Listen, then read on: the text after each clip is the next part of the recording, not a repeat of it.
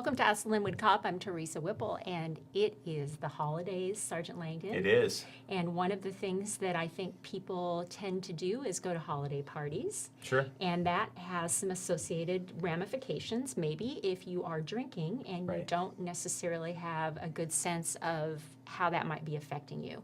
Right. And you and I were talking earlier about the fact that people may even take the step of bringing a portable breathalyzer device with them Right. and testing themselves before they get on the road, thinking Right. that's a way to kind of ensure they won't be Right. impaired or get a DUI, but you say maybe not.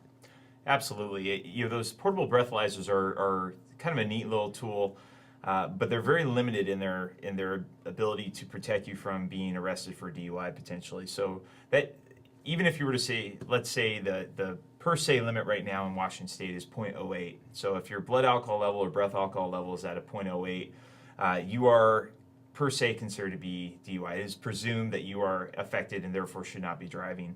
You could also be arrested though for being as low as a 0.05 or a 0.04. If an officer makes an arrest or they pull you over and they stop you and they see that you, or they believe based upon their observations that you are affected, that your ability to drive is affected by having consumed alcohol, you can be arrested for having even a lower BAC level.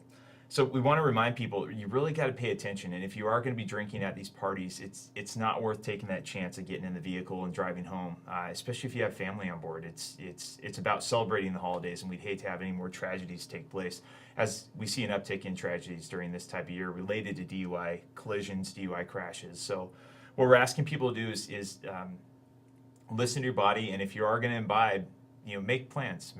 If that's Uber, if that's a taxi, if that's having a designated driver, really respect that. These portable breathalyzer machines, they're gimmicky, they're kind of neat, and kind of fun to have at a party, but they're pretty limited in terms of their ability to tell what you're at in terms of how affected you are as you get into that vehicle.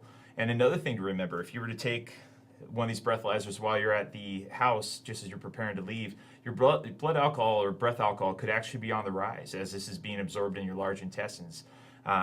The rate of absorption for everybody is going to be different. It can be affected by what you eat, what you haven't eaten, the type of alcohol that you have on board. So it's really where you might start off well below a 0.08. After 15, 20 minutes, an hour into your drive, you could be well above a 0.08. So it's really important that you respect that and take other steps and make other plans. Okay, that's really good information, and like you say, there are so many options now for getting a ride home, Uber or a taxi. I mean, it's just very easy now to be able to catch a ride. So thanks again for that information, and No we'll problem. be back again soon with another episode of Ask the Lynnwood Cop.